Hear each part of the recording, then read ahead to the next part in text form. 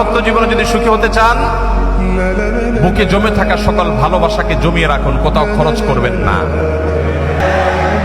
রাস্তাঘাটে, পার্কে, ক্লাসরুমে, অজায়গায় কুজায়গায় ভালোবাসা সব খরচ করে বিয়ের পরে যখন ভালোবাসা বিনিময় করার দরকার হবে তখন দেখবেন পুঁজিতে টান পড়েছে, তখন দেখবেন পুঁজি আর পাওয়া যাচ্ছে না।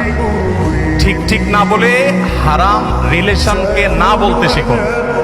সৎসাহস আছে তো ইনশাআল্লাহ? কোন কোন যুবক হারাম রিলেশন থেকে বেরিয়ে আসার প্রতিজ্ঞা করবেন? হাত তুলে দেখানোর সৎসাহস আছে? তার মানে সবারই হারাম রিলেশন আছে অলমোস্ট। আল্লাহ তাআলা আমাদের সবার যৌবনকে সকল কালিমা থেকে হেফাজতে রাখার তৌফিক দান করুন। ইসলাম বিবাহ বহির্ভূত সম্পর্ককে হারাম করেছে। ইসলাম কেন বিবাহ বহির্ভূত সম্পর্কে হারাম করেছে সেটা আল্লাহ তাআলা ভালো জানেন। তবে আমরা এটুকু কথা বলতে পারি যে এর চাইতে আধুনিক হওয়ার কোনো সুযোগ আপনার নাই। এখানে একজন হুজুর আছেন আমাদের মুখতার ভাই, আপনারা তুলনামূলকভাবে হুজুরদেরকে দেখবেন যে মুখতার ভাই তো বাসার বাইরে বেরিয়ে হতে চান না।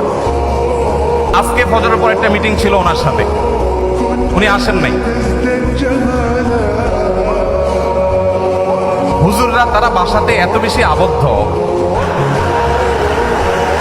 এত বেশি তাদের স্বামী স্ত্রীর মধ্যে বোঝাপড়া এত বেশি, হুজুরদের মধ্যেও যে কিছু ব্যতিক্রম নাই তা না, আমি সেটা স্বীকার করে নিয়েই বলছি। তুলনামূলকভাবে যারা আছে, ভাইকে রশি দিয়ে টেনে বাসা থেকে বের করা যায় না। শুধুমাত্র ভাই কেন, এ রোগের রোগী আমি নিজেও, আমরা সবাই কম বেশি।